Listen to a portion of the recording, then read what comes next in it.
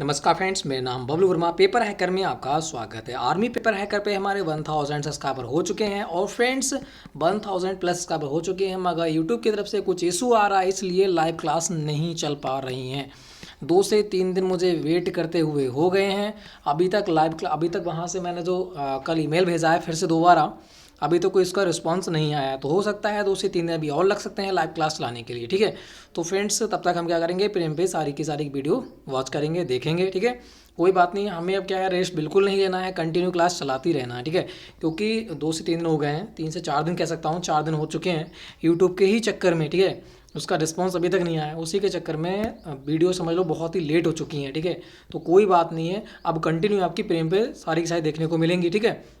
और जल्दी ही आज जैसे ही यूट्यूब का एक प्रकार से पूरा की पूरा जो सेटिंग होती है पूरी हो जाती है, उसके बाद हम लाइव क्लास स्टार्ट कर देंगे, ठीक है। आप जानते हो कि यूट्यूब पे तो हज़ारों लाखों करोड़ों चैनल हैं, तो भाई उनको देखना पड़ता है, तो कुछ समय तो लग जाएगा, ठीक है। मान सकते हैं कि ये एक हफ्ता उसके लिए लग सकता है, तो कोई बात नहीं है, ठीक है। तो भाई स्टार्ट करते हैं फटाफट। आज हम देखेंगे यहाँ पर इंडियन आर्मी टेक्निकल का जो हो जाता है, ठीक है, सोल्जर प्रैक्टिस सेट, ये हमारा हो जाता है प्रैक्टिस सेट नंबर 1। और आपको बता दूं, आपको पता है कि 50 प्रैक्टिस सेट वाली जो बुक आती है राम सिंह यादव वाली, जीडी वाली, वो तो मैं सारी की सारी कर रखी है। 50 प्रैक्टिस सेट आपके करा दी है मैंने, सारे के सारे। नहीं देखे हैं, डिस्कशन में देखा है, प्ले लिस्ट का लिंक वहाँ पे जाके सारे के सारे आप देख सकते हो, ठीक है। तो बढ़ते हैं भाई, आज हम देखने वाले हैं टेक्निकल का अभ्यास सेट नंबर 1 हो जाता है। तो इस पहले क्वेश्चन का आंसर देखते हैं। पहले क्वेश्चन का आंसर भाई, और सभी को कितना करना है, 45 प्लस स्कोर करना है। कितना, 45 प्लस स्कोर करना ही करना है, ठीक है। 40 प्लस से नीचे नहीं आना है बिल्कुल।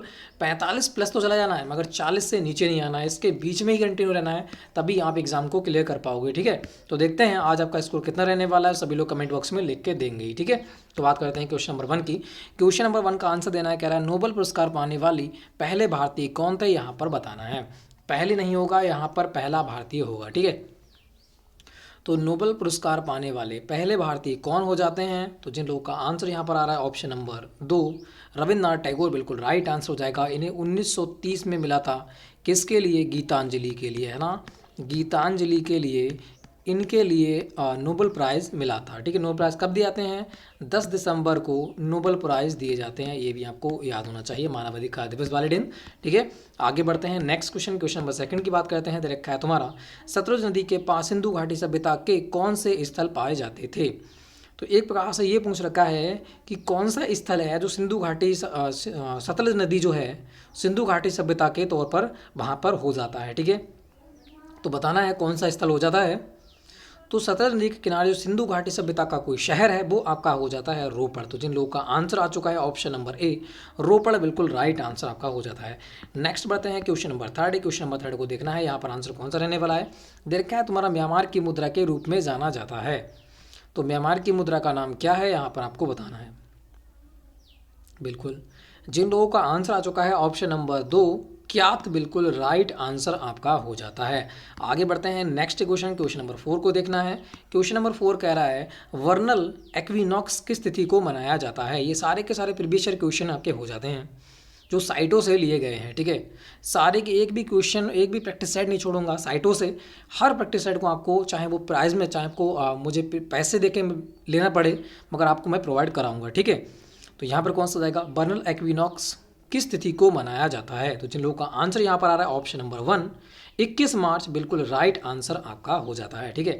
आगे बढ़ते हैं नेक्स्ट क्वेश्चन, क्वेश्चन नंबर 5 को देखना है। क्वेश्चन नंबर 5 कह रहा है तुम्हारा, what is the full form of UGC. तो यूजीसी का पूर्ण रूप आपको बताना है कौन सा हो जाता है। यूनिवर्सिटी ग्रांट कमीशन, या फिर यूनियन गुड्स क्लास, या फिर हो जाता है तुम्हारा यूनिटेड ग्रांट कमीशन, या हो जाएगा तुम्हारा यूनिवर्सिटी ग्रांट काउंसिल। तो जिन लोगों का आंसर यहाँ पर आ रहा है ऑप्शन नंबर 1, विश्वविद्यालय अनुदान आयोग, यूनिवर्सिटी ग्रांट कमीशन, बिल्कुल राइट आंसर हो जाता है ऑप्शन नंबर 1, ठीक है। आगे बढ़ते हैं नेक्स्ट क्वेश्चन, क्वेश्चन नंबर 6 की बात करते हैं। यहाँ पर देखना है, दे रखा है संविधान के किस अनुच्छेद के तहत संस्कृति और शिक्षा के अधिकार दिए गए हैं। तो संस्कृति और शिक्षा का अधिकार किस किस में दे रखा है, आर्टिकल में आपको बताना है अनुच्छेद, ठीक है। तो यहाँ पर जिन लोगों का आंसर आ चुका है, और बहुत ही इंपॉर्टेंट है, 1 से लेकर 100 तक के आर्टिकल आपको याद करने ही करने पड़ेंगे, क्योंकि यहाँ ही से क्वेश्चन बनता है आपके एग्जाम में, ठीक है। तो 1 से 100 तक ट्रिक के अनुसार आपको याद करने की पूरी कोशिश करेंगे। एक इसका मैं आपको वीडियो बना के दे दूंगा ट्रिक के अनुसार, ठीक है। तो आपको याद हो जाएगा एक ही बार में। तो जिन लोगों का आंसर यहाँ पर आ चुका है ऑप्शन नंबर 1 आर्टिकल 2930 बिल्कुल राइट आंसर आपका हो जाता है। संस्कृति का अधिकार हो जाता है 29 में और शिक्षा का अधिकार हो जाता है 30 में, ठीक है, आर्टिकल 29-30 में। आगे बढ़ते हैं नेक्स्ट क्वेश्चन, क्वेश्चन नंबर 7 की बात करते हैं। क्वेश्चन नंबर 7 यहाँ पर कह रहा है पहली भारतीय एशियाई खेल कब नहीं, यहाँ पर होना चाहिए था कहाँ हुआ था, ठीक है, कहाँ हुआ था। तो पहला भारतीय एशियाई खेल जो हुआ था, ध्यान से पढ़ना, पहला भारतीय की बात कर रहा है तो वो कहाँ हुआ था आपको बताना है। ना होगा टोक्यो, ना होगा संघाई, क्योंकि भारतीय की बात कर रहा है तो वो आपका हो जाएगा कहाँ पर, नई दिल्ली में, ठीक है। तो जिन लोगों का आंसर यहाँ पर आ चुका है ऑप्शन नंबर 3 नई दिल्ली बिल्कुल राइट आंसर आपका हो जाता है। आगे बढ़ते हैं, अब यहाँ से हमारा सेक्शन नंबर 2 स्टार्ट हो जाता है जिसमें आपको तर्क शक्ति मतलब रीजनिंग के क्वेश्चन देखने को मिलने वाले हैं। तो पहला क्वेश्चन देख लेते हैं रीजनिंग का 8 क्वेश्चन। देखा है अंग्रेजी वर्णमाला में बाएं से 20वें अक्षर के बाएं और 11वां अक्षर खोजें, तो कौन सा होगा आपको बताना है। एक बात आएगा, वाएं किधर होता है, वाएं होता है इस सेट में, तो ए से कह रहा है 20वां अक्षर, ए से 20वां अक्षर के, फिर कह रहा है बाईं ओर मतलब इधर, तो क्या करेंगे माइनस कर देंगे 11, तो कितना आ जाएगा, वो आ जाएगा 9, और 9 पर कौन सा होता है, 9 पर होता है आई। तो जिन लोगों का आंसर आ चुका है ऑप्शन नंबर 4 आई बिल्कुल राइट आंसर आपका हो जाता है, ठीक है। बिल्कुल आगे बढ़ते हैं फिर नेक्स्ट क्वेश्चन की ओर। नेक्स्ट क्वेश्चन को देखना है, नेक्स्ट क्वेश्चन का आंसर हमारा कौन सा रहने वाला है। देखा, एक व्यक्ति को इशारा करते हुए दीपक ने कहा उसका एकमात्र भाई मेरी बेटी के पिता का पति है, पिता का पिता है, तो दीपक से संबंधित पुरुष कैसे है। तो यहाँ पर कंफ्यूज हो सकते हैं पढ़ने में, तो हमें क्या करना है, हमें इसे इंग्लिश में पढ़ना है। Who is man related to Deepak, तो पूछ रखा है जो मैन है वो दीपक का कौन है आपको बताना है, ठीक है। तो करते हैं ऐसे बनाते हैं। तो दे रखा है एक व्यक्ति की ओर इशारा करते हुए, कि व्यक्ति मान लेते हैं प्लस कोई व्यक्ति है, ठीक है, उसकी ओर इशारा करते हुए दीपक कहता है, दीपक ने कहा, दीपक मैं डी से कर दिया हूँ, दीपक कह रहा है कि उसका एकमात्र भाई मतलब इसका कोई भाई है, मैं प्लस से उसका भाई है, उसका एकमात्र भाई मेरी बेटी मतलब इसकी बेटी दीपक की बेटी माइनस के पिता मतलब कौन, खुद दीपक, फिर कह रहा है का पिता मतलब कौन, दीपक का पिता, कह रहा है दीपक का पिता है, दीपक का पिता है कौन है, ये बंदा जो है वो दीपक का पिता है, वो कह रहा है बेटी के पिता का पिता है कौन, उसका भाई, तो उसका मतलब ये वाला, ये बंदा कहाँ जाएगा, यहाँ आ जाएगा, और ये बंदा कहाँ पहुँच जाएगा, यहाँ पर आ जाएगा। तो पूछ रखा है दीपक का पिता, तो ये हो गया, तो पूछ रखा है दीपक से संबंध मतलब मैन रिलेटेड टू दीपक, तो जो मैन है ये बंदा जो है, ये बंदा दीपक का कौन लगेगा, दीपक के पिता का भाई कौन लगेगा, तो भाई ये लगेगा चाचा, है ना, कौन लगेगा, ये लगे जाएगा आपका चाचा। तो जिस लोगों का आंसर यहाँ पर आ रहा है अंकल, बिल्कुल राइट आंसर हो जाएगा ऑप्शन नंबर 3, बिल्कुल ईजी क्वेश्चन है, और कौन सा है ब्लड रिलेशन का आपका हो जाता है। आगे बढ़ते हैं नेक्स्ट क्वेश्चन, क्वेश्चन नंबर 10 की बात करते हैं, इसको देखना है यहाँ पर आंसर हमारा कौन सा रहने वाला है। क्या रखा है तुम्हारा, यदि इतने को इतने के रूप में लिखा जाता है तो इतने को कोड के रूप में किस रूप में लिखा जाएगा, तो आपको बनाना है, बनाओ फटाफट क्या आने वाला है। तो यहाँ पर रखा है ई है, आर है, ए है, एन है, क्या बना रहा है जी सी टी और पी बना रहा है, कितने पे होता है, 5 पे होता है, 18 पे, 1 पे, 14 पे, ये 16 पे, ये 20 पे, और ये होता है 3 पे, ये होता है आपका जी होता है 7 पे। तो यहाँ क्या हो रहा है, देखो +2 हो रहा है, यहाँ क्या हो रहा है, +2 हो रहा है, अगले देखो इस साइड में देखो +2 हो रहा है, इस साइड में भी +2 हो रहा है, तो यहाँ पर क्रॉस लगा दिया बीच में। तो क्या दे रखा है, एन दे रखा है, ई है, ए है और आर है। आर होता है तुम्हारा 18 पे, 1 पे होता है, ये 5 पे, ये होता है 14 पे, ये इधर हो जाएगा, ठीक है। तो यहाँ पर क्या आने वाला है, +2 और +2 सभी में हो ही रहा है, ठीक है। तो करेंगे n+2 करेंगे, तो n में 2 जोड़ेंगे, 14 में 2 16, 16 पे क्या जाएगा p, और 18 में 2 जोड़ेंगे तो कितना हो जाएगा t, है ना, 20 आ जाएगा। उसके बाद क्या करते हैं, e में जोड़ेंगे तो क्या आ जाएगा, यहाँ पर g आने वाला है, और a में 2 जोड़ेंगे तो यहाँ पर c आने वाला है। तो आने वाला कौन सा है, PCGT यहाँ पर आने वाला है, तो ये तो है नहीं, ठीक है। आगे देखते हैं PCGT कौन सा दे रखा है, PCGT ऑप्शन नंबर 4 में दे रखा है। तो जिन लोगों का आंसर यहाँ पर आ चुका है ऑप्शन नंबर 4 PCGT बिल्कुल राइट आंसर आपका हो जाता है। अब यहाँ से स्टार्ट होता है हमारा मैथ के क्वेश्चन देख लेते हैं। पहला क्वेश्चन आपके सामने है, फटाफट इसका आंसर देना। ये क्वेश्चन बहुत ही इंपॉर्टेंट क्वेश्चन है, बार बार एग्जाम में रिपीट हो रहा है। दे रखा है कौन सा एक अपरिमेय संख्या है, तो बताना है कौन सी अपरिमेय संख्या है, बताएगा। जो अपरिमेय संख्या किसे कहते हैं, जो P/Q के फॉर्म में कन्वर्ट ना हो सके, है ना। तो आप जानते हो ये P/Q में है, तो ये तो आपकी परिमेय संख्या हो जाती है, और ये भी परिमेय संख्या है, ये भी परिमेय संख्या है। अपरिमेय संख्या कौन सी आती है, एक ही आती है, ऑप्शन नंबर 2, क्योंकि 1.333 जो है रिपीट हो रहा है, तो कितना आ जाएगा यहाँ पर 1.13 और एक माइनस हो जाएगा तो 12/9 आ जाएगा। तो इस प्रकार से तो फॉर्म में हो जाएगा, क्योंकि पॉइंट हटाएंगे तो जीरो लगा सकते हैं इधर, तो ये तो p/q फॉर्म में हो जाएंगे। तो एक ही नहीं होगा, पाई। ठीक है, तो जिन लोगों का आंसर आ चुका है पाई, बिल्कुल राइट आंसर आपका हो जाता है। ठीक है, आगे बढ़ते हैं नेक्स्ट क्वेश्चन। नेक्स्ट क्वेश्चन का आंसर दीजिएगा। दे रखा है वह कौन सी सबसे छोटी संख्या है जिसके द्वारा एक संख्या प्राप्त करने के लिए इतने को विभाजित किया जाना चाहिए तो एक पूर्ण वर्ग है। तो बताना है यहाँ पर पूर्ण वर्ग बन जाए कौन सी छोटी छोटी संख्या से हम इसे डिवाइड करें। तो दे कितना रखा है, दे रखा है आपका, आप जानते हो, दे रखा है आपका 1470 रुपये। आपके एक प्रकार 70 संख्या दे रखी है, दे रखी है छोटी से छोटी संख्या से इसे काटना है। मान सकता हूँ कि इनमें से, रुकिएगा, ठीक है, मान सकते हैं कि ये दे रखा है तुम्हारा 1470 तुम्हारा दे रखा है। क्या रखा है कि इसमें से किसी से चार्ट काटना है, छोटी से छोटी संख्या से। आना क्या चाहिए, आना चाहिए हमारा x² आना चाहिए, मतलब पूर्ण वर्ग बनना चाहिए। तो देखते हैं ऐसी कौन सी संख्या है जो काटने के बाद पूर्ण वर्ग बनाती है। तो छोटी से छोटी सबसे पहले कौन से लेंगे, 5 लेंगे। तो 5 से इसे डिवाइड करके देख लेते हैं। 5 से जब इसे काटेंगे तो कितनी बार जाएगा, 5 दूनी 10 जाएगा, 5 8 40, 5 9 45 जाएगा, और 5 25 आएगा। तो ये किसी का होता है स्क्वायर, तो बिल्कुल नहीं होता, तो ये तो हमारा हो जाता है कैंसल। उसके बाद उससे बड़ी संख्या देखते हैं, तो उससे बड़ी संख्या कौन सी है, 7 है। अब हम 1470 को 7 से डिवाइड करेंगे तो 7 दूनी 14 और 7 एकम 7, 0 हो जाएगा। क्या ये किसी का आपका स्क्वायर है, तो आप कहोगे बिल्कुल स्क्वायर। ये भी नहीं है, तो ये भी हो जाता है कैंसल। तो हम फिर क्या करते हैं, 1470 को हम 30 से डिवाइड करते हैं, उसके बाद यही संख्या है उससे बड़ी। ठीक है, तो 0 से 0 हो जाएगा, 3 से काटेंगे, 3 चौक 12 हो जाएगा, और 3 नेम हो जाएगा 27। जो किसी का स्क्वायर होता है तो आप बिल्कुल कहोगे कि ये 7 का स्क्वायर होता है। तो यहाँ पर आंसर कौन सा आने वाला है, ऑप्शन नंबर 3 आने वाला है। जिन लोगों का आंसर आ चुका है ऑप्शन नंबर 3, 30 बिल्कुल राइट आंसर आपका हो जाता है। ठीक है, आगे बढ़ते हैं फिर नेक्स्ट क्वेश्चन को देखना है। नेक्स्ट क्वेश्चन का आंसर हमारा कौन सा होगा, दे रखा है कितने वर्ष में 3000 रुपये की राशि 12% वर्ष की दर से साधारण ब्याज इतना रुपए होगा। तो बताना है, साधारण ब्याज दे रखा है इतना, तो साधारण ब्याज का फार्मूला कौन सा होता है,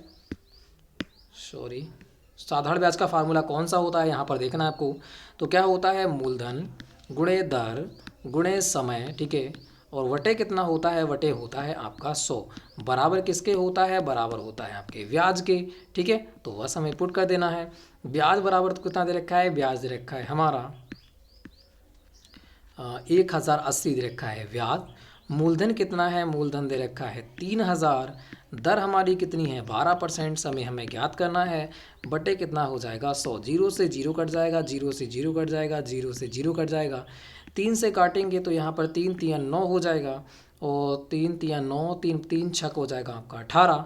12 से काटेंगे, 12 एकम 12, 12 दूनी 24, 12 3 36। तो टी बराबर कितना आने वाला है, टी बराबर 3 वर्ष यहाँ पर आने वाला है। तो जिन लोगों का आंसर यहाँ पर आ रहा है समय 3 वर्ष, ऑप्शन नंबर 1 बिल्कुल राइट आंसर आपका हो जाता है 3 ईयर्स। ठीक है, आगे बढ़ते हैं फिर। साधारण ब्याज का फार्मूला पुट करना है, बस उसी में रख देना है, हमारा आंसर निकल के आ जाएगा। आगे बढ़ते हैं नेक्स्ट क्वेश्चन की ओर। नेक्स्ट क्वेश्चन को देखिएगा। नेक्स्ट क्वेश्चन का आंसर हमारा कौन सा रहने वाला है, दे रखा है तुम्हारा किसी वस्तु की लागत मूल्य 1000 रुपये है, इसे बेचने पर 7% की हानि होती है, उस वस्तु का SP ज्ञात करना है। एक बात आएगा, अपने आप में कोई वस्तु किसी भी चीज़ का हमें क्या करना है, फार्मूला याद नहीं करना है। ठीक है, हमें अपने माइंड से क्वेश्चन को सॉल्व करना है। देखो यहाँ दे रखा है किसी वस्तु का लागत मूल्य कितना है, लागत मूल्य तुम्हारा दे रखा है 1000 रुपये, और अपने आप में लागत मूल्य कितना होता है, 100% होता है। आप जानते हो कोई वस्तु कितनी होती है, अपने आप में 100% होती है। उसके बाद इसे बेचने पर क्या हो रही, 7% की हानि हो रही है।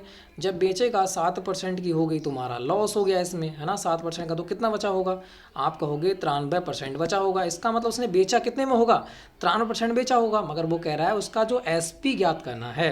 तो SP हमें क्या ज्ञात करना है, 93% ज्ञात करना है। 100% की वैल्यू दे रखी है, तो 100% की वैल्यू क्या हो जाती है, 100% की आपकी वैल्यू हो जाती है 1000 रुपये। ठीक है, हमें निकालना क्या है, 93% की वैल्यू निकालना है। तो कैसे निकालेंगे, तो कितना हो जाएगा, यहाँ पर हो जाएगा 1000 बटे कितना हो जाएगा 100, और मल्टीप्लाई कितना हो जाएगा 93% निकाल सकते हैं। 0 से 0, 0 से 0, आंसर कितना आ जाएगा 930 SP निकल के आ जाता है। ठीक है, 930 रुपये में उसने बेचा होगा। तो जिन लोगों का आंसर यहाँ पर आ चुका है ऑप्शन नंबर 2, 930 बिल्कुल राइट आंसर आपका हो जाता है। ठीक है, बहुत ईजी क्वेश्चन था, आराम से कर सकते थे, किसी भी हमें फार्मूले को याद नहीं करना है। हमें क्या है, सिर्फ 100 कोई भी चीज़, मतलब एसपी जो होता है अपने आप में 100% होता है, सॉरी सीपी जो होता है, जो क्रेमुल होता है अपने आप में 100% हम मान के करेंगे तो बहुत ही ईजी क्वेश्चन हो जाते हैं प्रॉफिट और लॉस के। ठीक है, जब इसे पढ़ाएंगे तो बहुत ही बेसिक आपको समझाएंगे। आगे बढ़ते हैं नेक्स्ट, क्योंकि लाइव क्लास भी नहीं चल पा रही है तो इसलिए आपको हम पढ़ा नहीं पा रहे हैं। ठीक है, कोई बात नहीं, 2 से 3 दिन लगेंगे, यूट्यूब की तरफ से पूरा के रिस्पॉन्स आ जाता है, उसके बाद हमारी क्लास स्टार्ट हो जाएंगी लाइव। ठीक है, आगे देखते हैं। समीकरण के समाधान में y का मान ज्ञात करना है, इसका मान भी आपको ज्ञात करना है, ये आपके लिए क्वेश्चन है।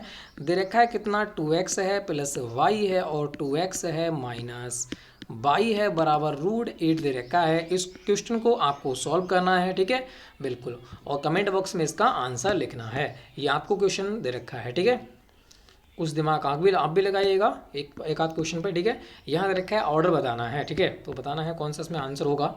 तो इस क्वेश्चन का डायरेक्टली आप आंसर याद कर लो इसका। ठीक है, डायरेक्टली याद कर लो। अगर इस प्रकार के क्वेश्चन कभी देखने को मिल जाए, x बाई जेड और बाकी संख्या दे रखी हो, इस प्रकार दे रखी हो, तो हमेशा इसका 1/1 ही होता है। ठीक है, इसको याद कर लेना बस एक बार में। अब देख लिया, आपको याद ही हो गया, 1/1 ही होगा इसका। ठीक है, ऑप्शन नंबर 2 यहाँ पर बिल्कुल राइट होगा, 1/1। इसे याद कर लेना बस। आगे देखते हैं, नेक्स्ट क्वेश्चन की बात करते हैं। नेक्स्ट क्वेश्चन यहाँ पर दे रखा है, किसी घटना के ना घटने की संभावना क्या है जो होना निश्चित है। किसी घटना के ना घटने की संभावना क्या है जो होना निश्चित है, ऐसा कौन सा है। देखो, एक की बात करते हैं, एक में किसी घटना को करेंगे, 1 से 1 काटेंगे 1 आएगा, 1 से 0 को काटेंगे तो 0 आएगा। ठीक है, ये तो घटना हो सकती है, घटेगा। घटने की संभावना ना होनी चाहिए, तो ना किस में होगी, 0 अगर ऊपर होगा 0 नीचे होगा तो ये घटने की संभावना नहीं होगी। ठीक है, तो बस यही आंसर होगा ऑप्शन नंबर 2। तो जिन लोगों का आंसर 0 आ चुका है, बिल्कुल राइट आंसर आपका हो जाता है। ठीक है, थोड़ा घुमा कर क्वेश्चन देखा है, किसी घटना के ना घटने की संभावना क्या है जो होना निश्चित है, मतलब क्या है, जो कटे ना। ठीक है, इस प्रकार से कह सकते हैं। आगे देखते हैं, नेक्स्ट क्वेश्चन की बात करते हैं। 18 दे रखा है तुम्हारा, दिए गए आंकड़े में यदि PQRS हैं तो कोण A और कोण B के बीच संबंध आपको ज्ञात करना है। कोण A और कोण B जो दे रखा है, इसके बीच आपको संबंध ज्ञात करना है। इसमें से कौन सा आंसर आने वाला है। ठीक है, बताना है कौन सा आंसर यहाँ पर होगा। कोण जो A दे रखा है उतना ही कोण B होगा, तो इसका मतलब जो कोण A बराबर कोण B होगा, इस प्रकार से आपका हो जाता है। दोनों की दोनों इक्वल हैं, ये इसकी संभावना है। तो जिन लोगों का आंसर यहाँ पर आया, जो संबंध क्या है, A और B इक्वल हैं, बराबर हैं, तो जिन लोगों का आंसर आ चुका है ऑप्शन नंबर 3 बिल्कुल राइट आंसर हो जाता है। ठीक है, आगे बढ़ते हैं। ऑप्शन नंबर 3 यहाँ पर बिल्कुल राइट होगा। नेक्स्ट क्वेश्चन को देखो, नेक्स्ट क्वेश्चन का आंसर हमारा कौन सा रहने वाला है। इस क्वेश्चन की बात करते हैं। यह क्वेश्चन हमारा क्या कह रहा है, देखा, चतुर्भुज ABCD के पक्षों AB और CD का निर्माण किया गया है। कोई बात नहीं, कह रहा है चित्र जैसा कि चित्र में दिखाया गया है, फिर निम्नलिखित में से कौन सा कथन सही है। आपको देखना है इसमें से कौन सा कथन सही है। तो देखिएगा भाई, कौन सा कथन सही हो जाता है।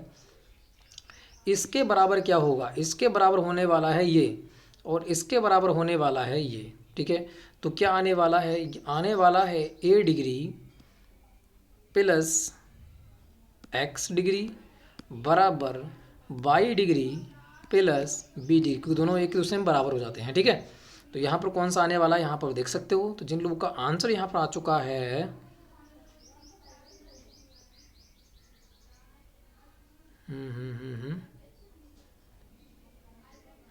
कौन सा वाला हो जाता है, ए बी है नहीं, ऑप्शन नंबर हो जाएगा आपका डी।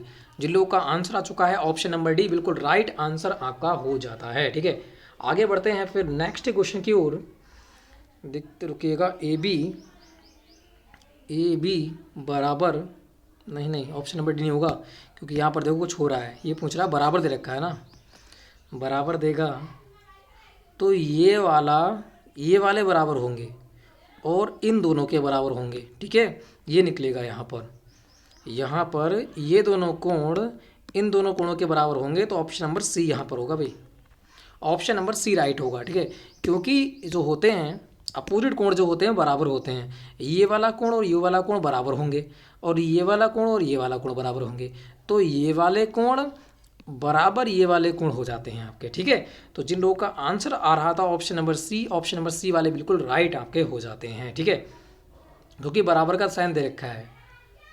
आगे बढ़ते हैं और प्लस का साइन दे रखा है इसलिए हो जाता है ऑप्शन नंबर सी। ठीक है, आगे बढ़ते हैं नेक्स्ट क्वेश्चन को। देखो नेक्स्ट क्वेश्चन का आंसर हमारा कौन सा होगा, ये थोड़ा सा एक प्रकार से ये क्वेश्चन को देख लेते हैं। इसका एफएम आपको मिलना चाहिए वैसे तो। कह रहा है आयताकार ज़मीन को 9.25 रुपये प्रति 2 है एम 2 रुपये 900 के समतल करने की लागत है। यदि ज़मीन की लंबाई 30 मीटर है तो चौड़ाई क्या होगी, आपको देखना है। ठीक है, इतने रुपए प्रति वर्ग मीटर के हिसाब से पैसा लग रहा है और इतने समतल भूमि है। ठीक है, ये दे रखा है यहाँ पर।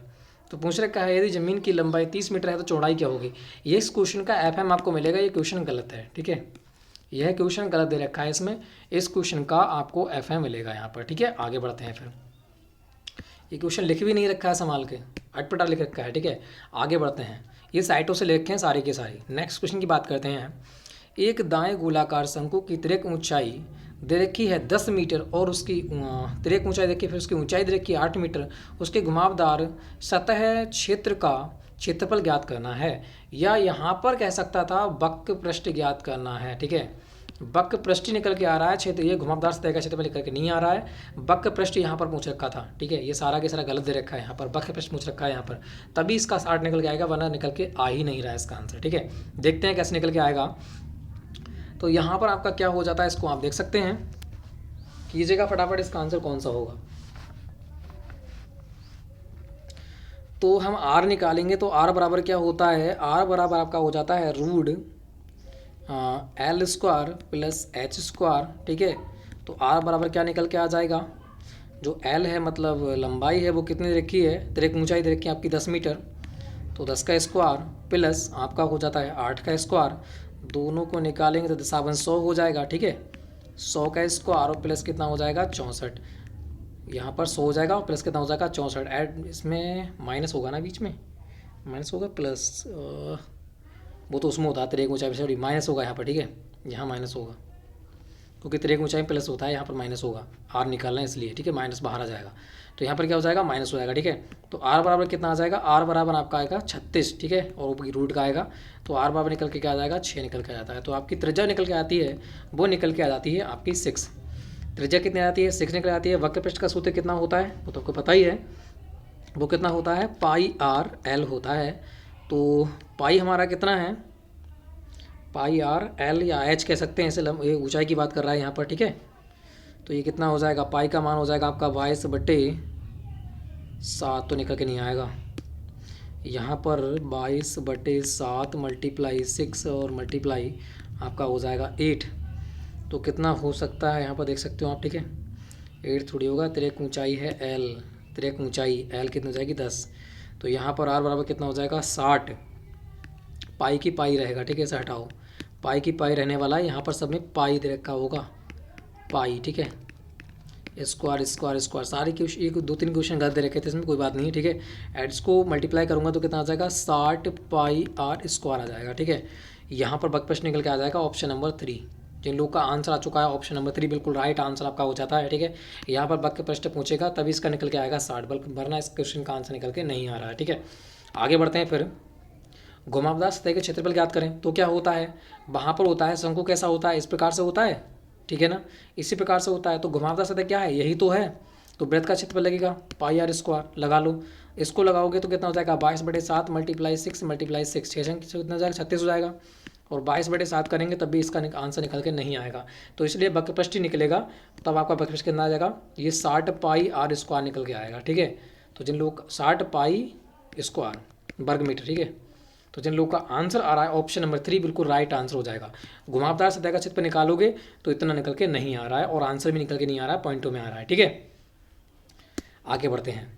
नेक्स्ट क्वेश्चन की बात करते हैं। दे रखा है तुम्हारा 22, एक्स का मान ज्ञात करना है, सीधी बात है, इतना दे रखा है और एक्स का मान ज्ञात करना है, then the value of x is. ठीक है, तो एक्स की वैल्यू ज्ञात करना है, क्या दे रखा है, दे रखा है तुम्हारा cos 2x बराबर देखा है तुम्हारा cos 60 degree cos 30 degree plus sign 60 degree और साइन 30 डिग्री, ये भी दे रखा है। इसको करेंगे तो कैसे हो जाएगा बताओ, इसको करेंगे साइन 60 मान रख दो इनका सभी का, तो कॉस 2x बराबर इसको मान रखेंगे कॉस 60 का मान कितना होता है, रूट कॉस 60 का मान 1/2, कॉस 60 का मान कितना होता है 1/2 होता है, और मल्टीप्लाई कॉस 30 का मान कितना होता है √3/2 प्लस साइन 60 का मान होता है √3/2 और साइन 30 का मान होता है आपका 1/2। ठीक है, इनकी बात करूँगा तो क्या हो जाएगा, ऊपर हो जाएगा तुम्हारा 4/4, यहाँ पर हो जाएगा तुम्हारा √3/4 और प्लस यहाँ पर हो जाएगा तुम्हारा √3/4। ये बराबर है, इक्वल है, तो कोई बात नहीं, इक्वल इक्वल 4 रहेगा नीचे, ऊपर क्या हो जाएगा 2√3 आपका हो जाएगा। ठीक है, तो इस प्रकार से ये निकल के आ जाएगा इसके बराबर, इसके बराबर निकल के आ जाएगा आपका ये। तो 2 एकम 2 और 2 दूनी 4 आ जाएगा, तो कितना निकल के आ रहा है √3/2 निकल के यहाँ पर आ रहा है, या फिर पूरा पूरा कट जाएगा, कटेगा क्या, कटेगा तो नहीं, √3/2 निकल के आएगा, √3/2 निकल के आपका आ रहा है। ठीक है, इसको काटेंगे फिर क्या आ जाएगा, √3/4 और यहाँ आ जाएगा तुम्हारा 2, तो उसे कट जाएगा तो √3/2 ही आएगा निकल के। ठीक है, तो यहाँ पर क्या आ रहा है cos 2x बराबर आपका कितना आ रहा है, यहाँ पर आपका निकल के आ रहा है कितना है √3/2। ठीक है, तो यहाँ पर cos 2x बराबर कितना हो जाएगा, कितने का मान होता है ना, अगर इसे काटेंगे हम तो कितना आएगा, रुको, कॉस कितने के बराबर होता है ये √3/2, तो ये होता है तुम्हारा 30 अंश के, कितने होता है cos 2x बराबर किसके है 30 अंश के बराबर हो जाएगा, तो 2 है, 2 कहाँ जाएगा, यहाँ जाएगा, कितना बचेगा 15 डिग्री बच जाएगा। ठीक है, तो यहाँ पर आंसर कितना आने वाला है 15 डिग्री आपका आने वाला है। तो जिन लोग का आंसर यहाँ पर आ चुका है ऑप्शन नंबर 1 15 डिग्री बिल्कुल राइट आंसर आपका हो जाता है। ठीक है, यहाँ पर आपको समझ में नहीं आया होगा, दोबारा बता रहा हूँ, यहाँ पर कितना आ जाएगा cos 2x दे रखा है वो, ठीक है, और यहाँ पर कितना दे रखा है √3/2, √3/2 किसका मान होता है, ये cos 30 का मान होता है, cos 2x बराबर किसका हो जाएगा 30 का मान हो जाएगा, 2 से ये कट जाएगा तो cos कितना आने वाला है, ये 15 डिग्री आने वाला है। तो यहाँ पर आंसर ऑप्शन नंबर ए होगा। ठीक है, नेक्स्ट क्वेश्चन को देखते हैं 23 क्वेश्चन का आंसर कौन सा कह रहा है, दे रखा है तुम्हारा the intersection point of less than and more than ogive is set to we. इसका जो हिंदी में मीनिंग हो जाएगा वो आपका हो जाता है उस त्वरण से कम और अधिक का प्रतिच्छेदन बिंदु क्या कहलाता है। या इस प्रकार से कह सकते हैं किसी त्वरण से कम या फिर अधिक का प्रतिच्छेदन बिंदु क्या कहलाता है, वो आपको बताना है। ठीक है, किसी त्वरण से कम या अधिक का प्रतिच्छेदन बिंदु क्या कहलाता है, वो आपका कहलाता है बहुलक। तो जिन लोगों का आंसर यहाँ पर आ चुका है ऑप्शन नंबर 3 बहुलक बिल्कुल राइट आंसर आपका हो जाता है। ठीक है, किसी त्वरण से कम या फिर अधिक का प्रतिच्छेदन बिंदु कहलाता है बहुलक। ठीक है, आगे बढ़ते हैं फिर नेक्स्ट क्वेश्चन को देखिएगा। इस क्वेश्चन का आंसर दीजिएगा, यहाँ पर आंसर कौन सा रहने वाला है 24, तो बताना है, लाइन का क्वेश्चन है। तो यहाँ पर क्या होता है, लाइन बराबर क्या दे रखा है, वो दे रखा है x बराबर एक प्रकार से 2 दे रखा है और इसे सॉल्व करना है। ठीक है, तो कितना दे रखा है x - 2 दे रखा है और दे रखा है x² - 4 दे रखा है। जब इसे खोलेंगे स्क्वायर में ये 2 का स्क्वायर हो जाएगा, यहाँ पर जब इसे खोलेंगे तो कितना हो जाएगा x - 2 हो जाएगा और ये खुल जाएगा तुम्हारा x प्लस 2 हो जाएगा और एक हो जाएगा तुम्हारा x - 2, -2 से -2 कट जाएगा, आएगा अपना 1/x + 2 यहाँ पर आने वाला है। x का मान रख देंगे 2 दे रखा है x का मान, तो यहाँ पर कितना आ जाएगा 1/2 + 2 रख जाएगा, कितना आ जाएगा 1/4 आपका आंसर आने वाला है। तो जिन लोगों का आंसर आ चुका है ऑप्शन नंबर 2 1/4 बिल्कुल राइट आंसर आपका यहाँ पर हो जाता है। ठीक है, यहाँ पर स्क्वायर हो जाएगा 2 का स्क्वायर, फिर से खोल सकते हैं। ठीक है, a² + b² के फॉर्म में। आगे बढ़ते हैं फिर नेक्स्ट क्वेश्चन की बात करते हैं 25 क्वेश्चन को देखना है, यहाँ पर आंसर कौन सा रहने वाला है। दे रखा है तुम्हारा 2 cos square multiply x/2 -1 is, आपसे पूछ रखा है क्या आने वाला है यहाँ पर। ठीक है, तो यहाँ पर क्या आने वाला है देख सकते हो आप, क्या आएगा बताइएगा। ऊपर x है भाई, x/2 दे रखा है, तो क्या निकल के आएगा वो आपको यहाँ पर देखना है। तो कीजिएगा, इसका आंसर भी क्या आएगा निकल के, बताएगा भाई, है ना।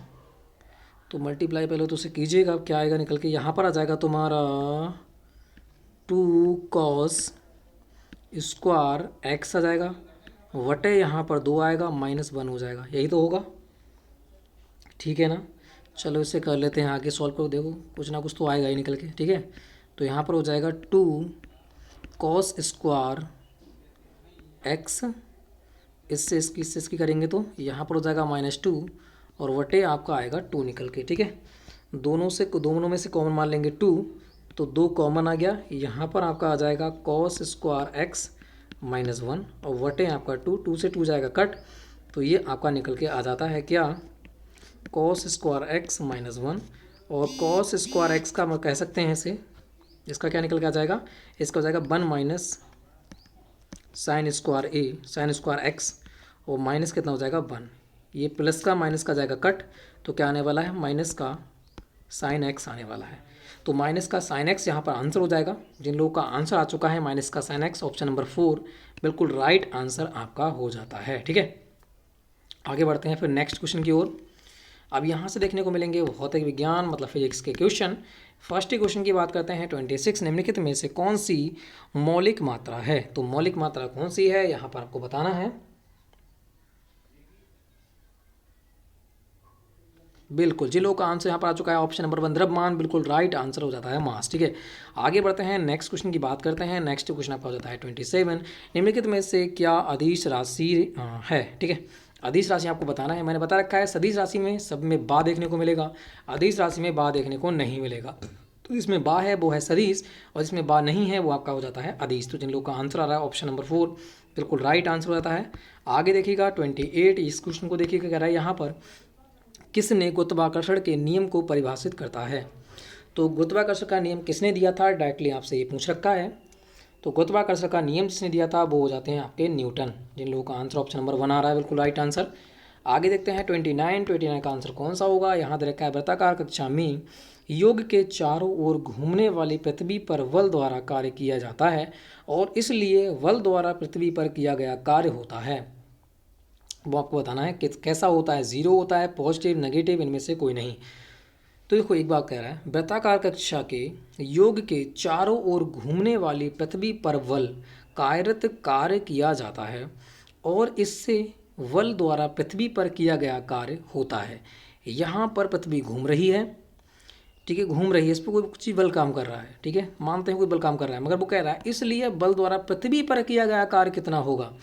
पृथ्वी पर कोई काम किया, बिल्कुल नहीं किया, क्योंकि वो तो सब घूम रही है अपनी कक्षा में, उस पर कोई काम थोड़ी किया है। तो ये कैसा होगा, 0 ही होगा भाई, ठीक है। तो जिन लोगों का आंसर आ चुका है 0 बिल्कुल राइट आंसर आपका हो जाता है, ठीक है। जैसे कह सकते हैं कि कोई वस्तु है यहाँ पर, ठीक है, जैसे कोई कार्य कहता है, कार्य की परिभाषा है, जैसे कोई वस्तु है जिस पर कोई बल कार्य करता है, अगर ये वस्तु यहीं पर है, यहाँ से उठकर यहाँ पर नहीं आई, तो कार्य क्या माना जाता है, कार्य 0 माना जाता है। वही यहाँ पर फॉलो हो रहा है, ठीक है।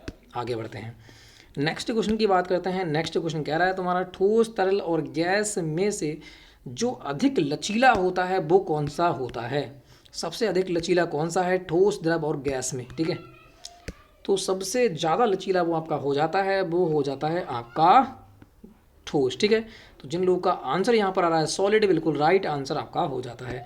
आगे बढ़ते हैं, नेक्स्ट क्वेश्चन की बात करते हैं। क्वेश्चन नंबर 31 निम्नलिखित में से कौन सा शरीर के गर्म होने का माप बताता है। तो शरीर के गर्म होने का माप कौन बताता है, तो वो आपका हो जाता है टेम्परेचर, बिल्कुल राइट आंसर हो जाता है। जिन लोगों का आंसर ऑप्शन नंबर बना रहा है टेम्परेचर, बिल्कुल राइट आंसर। आगे बढ़ते हैं, यहाँ पर 32 देखना है, दे रखा है एक गर्मी के दिनों एक टेबल पर छोड़ा हुआ बर्फ का ठंडा पानी आखिरकार बम पर चढ़ जाता है। कुछ अजीब लिख रखा है, जहाँ एक ही टेबल पर गर्म चाय का प्याला ठंडा हो जाता है, क्योंकि ये क्वेश्चन को थोड़ा सा ध्यान से पढ़ना है, थोड़ा सा कंफ्यूज करने वाला क्वेश्चन है। कह रहा है एक गर्मी के दिन एक टेबल पर कोई छोड़ा हुआ बर्फ का टुकड़ा है या पानी आखिरकार बम पर चढ़ जाता है, जहां एक ही टेबल पर गर्म चाय का प्याला ठंडा हो जाता है क्योंकि इसके आसपास का माध्यम अलग है। या फिर ताप प्रवाह की दिशा वस्तु के संबंध में आसपास के तापमान पर निर्भर करती है। या फिर दे रखा है तुम्हारा हीटिंग या कूलिंग परिवेश के तापमान पर निर्भर नहीं करता है। तो यहाँ पर दे रखा है तुम्हारा एक गर्म के दिन एक टेबल पर छोड़ा हुआ बर्फ ठंडा पानी आखिरकार बम पर चढ़ जाता है, जहाँ एक ही टेबल पर गर्म चाय का प्याला ठंडा हो जाता है। तो वो आपका हो जाता है ऑप्शन नंबर 2। ताप प्रवाह की दिशा वस्तु के संबंध में आसपास के तापमान पर निर्भर करती है। तो जिन लोगों का आंसर आ चुका है ऑप्शन नंबर 2 बिल्कुल राइट आंसर आपका होता है। ठीक है, आगे बढ़ते हैं। क्वेश्चन नंबर 33 की बात करते हैं। याद रखा है तुम्हारा प्रकाश की किरण है, प्रकाश की किरण कैसी होती है वो आपको बताना है। ठीक है, प्रकाश की एक किरणों का एक समूह होता है या कुछ किरणें अलग अलग दिशाओं में चलती हैं या फिर एक से अधिक किरणें। तो यहाँ पर आपको हो जाता है वह आपका होता है किरणों का एक समूह। तो जिन लोगों का आंसर आ चुका है ऑप्शन नंबर 2 किरणों का एक समूह बिल्कुल राइट आंसर। आगे देखिएगा यहाँ पर रखा है 34 कि निर्वात में प्रकाश की गति होती है। निर्वात जहाँ पर कोई ताप भी नहीं है, वहाँ पर कोई हवा ही नहीं है, वायुमंडल है ही नहीं, तो वो पूछ रखा है कि निर्वात में प्रकाश की गति कितनी होती है। तो वो क्या हो जाएगा उच्चतम प्राय गति आपकी हो जाएगी। जिन लोग का आंसर यहाँ पर आ रहा है उच्चतम प्राय गति बिल्कुल राइट आंसर आपका हो जाता है ऑप्शन नंबर 1। ठीक है, थोड़ा सा मैं आपको दिया था। आगे बढ़ते हैं नेक्स्ट क्वेश्चन 35 दे रखा है निम्नलिखित में से क्या प्रकार तरंग के प्रकार हैं। तो तरंग का प्रकार कौन सा है, यांत्रिक तरंगे विद्युत चुम्बकीय तरंगे दोनों हैं, इनमें से कोई नहीं। तो जो तरंगे होती हैं वो यांत्रिक तरंगे भी होती हैं और विद्युत चुम्बकीय तरंगे भी होती हैं। तो जिन लोग का आंसर आ चुका है ऑप्शन नंबर 3 1 और 2 सेकंड दोनों की सही बिल्कुल राइट आंसर आपका हो जाता है। आगे देखिएगा इस क्वेश्चन को, ये क्वेश्चन क्या कह रहा है 36 दे रखा है तुम्हारा वे तरंगे जिनके प्रसार के लिए भौतिक माध्यम की आवश्यकता होती है उन्हें क्या कहते हैं। बेतरंगी जिनके प्रसार के लिए भौतिक माध्यम की आवश्यकता होती है उसे क्या कहते हैं। ठीक है, बताइएगा, फटाफट बताइएगा इसका आंसर कौन सा होगा। उसे माइक्रोवेव भी कहते हैं और विद्युत चुम्बकीय तरंगे भी कहते हैं। तो इसका आंसर ऑप्शन नंबर 3 बिल्कुल राइट होगा। जिन तरंगों को भौतिक माध्यम की आवश्यकता होती है उसे माइक्रोवेव भी कहते हैं और विद्युत चुम्बकीय तरंगे भी कहते हैं। ठीक है, दोनों की दोनों यहाँ पर राइट होगा, तो इसलिए ऑप्शन नंबर सी यहाँ पर बिल्कुल राइट रहने वाला है। 37 की बात करते हैं तो रखा है भौतिक निकाय द्वारा अर्जित संपत्ति जब इसे दूसरे शरीर के साथ रगड़ा जाता है तो क्या होता है। जब भौतिक निकाय द्वारा अर्जित संपत्ति जब इसे दूसरे शरीर से रगड़ा जाता है तो क्या होता है। द्रव्यमान होता है, समाई होती है, चार्ज होता है या फिर ये सभी होता है। क्या होता है आपको बताना है। तो वो आपका हो जाता है चार्ज। ठीक है, जब एक शरीर को दूसरे के रगड़ेंगे तो वह क्या हो जाएगा चार्ज हो जाएगा। तो ऑप्शन नंबर 3 यहाँ पर बिल्कुल राइट होगा। आगे देखते हैं 38 का आंसर कौन सा होगा। यहाँ पर दे रखा है आराम पर एक शरीर पर इलेक्ट्रॉन चार्ज होता है, कैसा होता है आपको बताना है। आराम पर एक शरीर पर इलेक्ट्रिक चार्ज कैसा होता है, यहाँ पर आपको बताना है कैसा होता है। चुंबकीय क्षेत्र होता है, बिजली क्षेत्र होता है, दोनों होते हैं, इनमें से कोई नहीं। तो कैसा हो जाता है, अगर आराम की अवस्था में है और शरीर पर कौन सा चार्ज लगेगा तो आपका हो जाता है बिजली क्षेत्र। तो जिन लोगों का आंसर यहाँ पर आ चुका है कौन सा क्षेत्र, बिजली क्षेत्र आपका हो जाता है, इलेक्ट्रॉनिक फील्ड। ठीक है, आगे बढ़ते हैं नेक्स्ट क्वेश्चन की बात करते हैं 39 का आंसर कौन सा होगा। देखा है विद्युत घंटी में किसी प्रकार के चुंबक का उपयोग किया जाता है। जो विद्युत घंटी होती है उसमें किस प्रकार के चुंबक का यूज किया जाता है, यहाँ पर आपको बताना है। जिन लोगों का आंसर आ रहा है विद्युत चुंबक बिल्कुल राइट आंसर हो जाएगा ऑप्शन नंबर 2। ठीक है, आगे बढ़ते हैं नेक्स्ट क्वेश्चन 40 का आंसर कौन सा होगा। दे रखा है तुम्हारा दो चुंबक के लगभग समान ध्रुवों को लाने पर प्रतिकर्षण कैसा होगा, बढ़ेगा, घटेगा, समान रहता है या फिर कोई प्रभाव नहीं पड़ता है। दो चुंबक के लगभग समान ध्रुवों को लाने पर, ध्यान रखना एक चुंबकीय है एक चुंबकीय है, जब इन ध्रुवों को आसपास में लाते हैं तो कह रहा है जो प्रतिकर्षण होगा वो कैसा होगा, बढ़ेगा, घटेगा, कम होगा या फिर ज़्यादा होगा। तो वो क्या हो जाएगा, घटेगा नहीं। जब दो चुंबकीय ध्रुवों को पास में लाते हैं तो अपने आप में क्या होते हैं, ये दूर की ओर जाने लगते हैं। तो क्या करता है, जो प्रतिकर्षण होता है वो बढ़ता है। तो जिन लोगों का आंसर आ चुका है ऑप्शन नंबर 1 बिल्कुल राइट आंसर हो जाएगा। ठीक है, अब यहाँ से सेक्शन नंबर हो जाता है 4 स्टार्ट, रसायन विज्ञान, इसको भी देख लेते हैं। 41 की बात करते हैं, निम्नलिखित में से कौन सी पदार्थ की नवीनतम खोजी गई अवस्था है। तो ठोस, द्रव, प्लाज्मा, ये तो होते ही होते हैं। तो लास्ट वाली जो अभी खोजी गई है वो आपकी हो जाती है बोस आइंस्टीन घनीभूत। तो जिन लोगों का आंसर आ चुका है ऑप्शन नंबर 4 बिल्कुल राइट आंसर हो जाता है। आगे देखते हैं 42, देखा है पदार्थ के परमाणु सिद्धांत द्वारा दिया गया था। जो परमाणु का सिद्धांत है वो किसने दिया था, ये आपको बताना है। तो परमाणु का सिद्धांत किसने दिया था, वो आपके हो जाते हैं डाल्टन। जिन लोगों का आंसर ऑप्शन नंबर 2 आ चुका है, डाल्टन बिल्कुल राइट आंसर। आगे देखिएगा 34 का आंसर कौन सा होगा, प्राकृतिक रूप से कितने तत्व पाए जाते हैं। प्राकृतिक रूप से कितने तत्व पाए जाते हैं, आपको पता है आवर्त सारणी में कितने तत्व हैं, बिल्कुल बताना है कितने तत्व हैं आवर्त सारणी में। तो वो आपके हो जाते हैं 98। ठीक है, तो 98 क्या है आपके तत्व हो जाते हैं। बहुत ही इंपॉर्टेंट है, वेरी वेरी इंपॉर्टेंट, इसे याद कर लेना 98। ठीक है, आगे बढ़ते हैं, नेक्स्ट क्वेश्चन का आंसर देना है 44। देखा है तत्वों का प्रतिनिधित्व करने के लिए प्रतीकों को किसने पेश किया। जो तत्वों का प्रतिनिधित्व करने के लिए प्रतीकों को किसने पेश किया था वो आपके कौन हो जाते हैं, यहाँ पर आपको बताना है।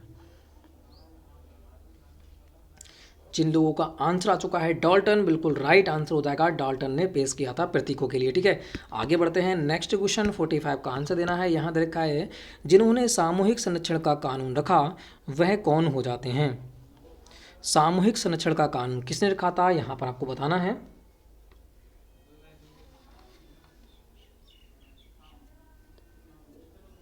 जिन लोगों का आंसर आ चुका है एंटोनी लेवोसियर बिल्कुल राइट आंसर हो जाएगा। थोड़ा सा मैं आपको पढ़ने को दिया जा रहा है। ठीक है, आगे बढ़ते हैं, नेक्स्ट क्वेश्चन की बात करते हैं। नेक्स्ट क्वेश्चन 46 दे रखा है तुम्हारा, वह प्रक्रिया जिसमें कोई पदार्थ इलेक्ट्रॉन को नुकसान पहुंचाता है वह कौन सा है, ये आपको बताना है।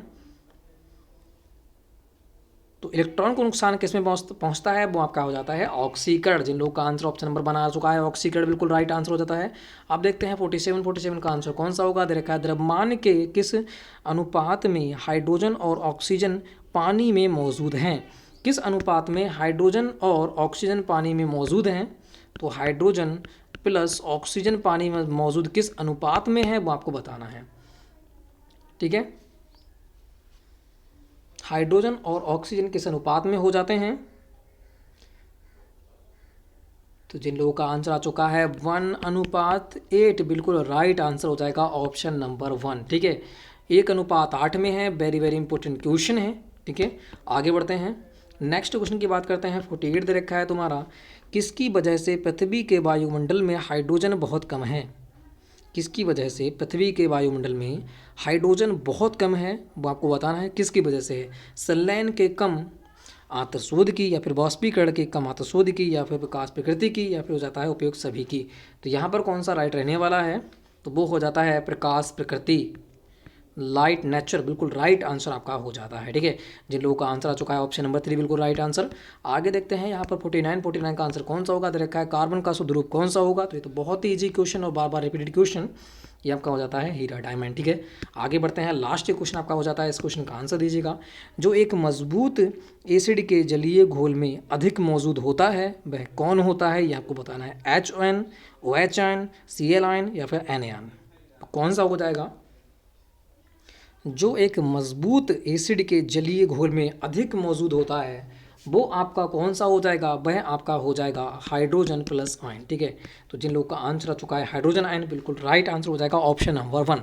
तो यहाँ पर जिन लोगों का स्कोर यहाँ पर 40 प्लस गया है तो थोड़ा सा मान सकता हूँ, थोड़ा सा हार्ड लेवल का क्वेश्चन था। जिस लोगों का 40 प्लस गए हैं बहुत ही बेहतर हैं, और जो लोग 35 प्लस भी गए हैं वो भी अच्छे हैं, मगर जो लोग अभी 30 प्लस पे के पड़े हैं 30-35 पे, तो उनके लिए मेहनत करने की ज़रूरत है अभी। ठीक है, और 35 प्लस भी गए हैं तो वो बहुत ही अच्छे हैं, क्योंकि थोड़ा हाई लेवल का क्वेश्चन पेपर था।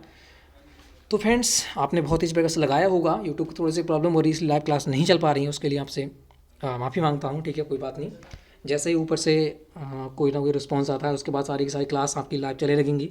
तो फ्रेंड्स जय हिंद जय भारत, लाइक करो शेयर करो और चैनल को करो सब्सक्राइब।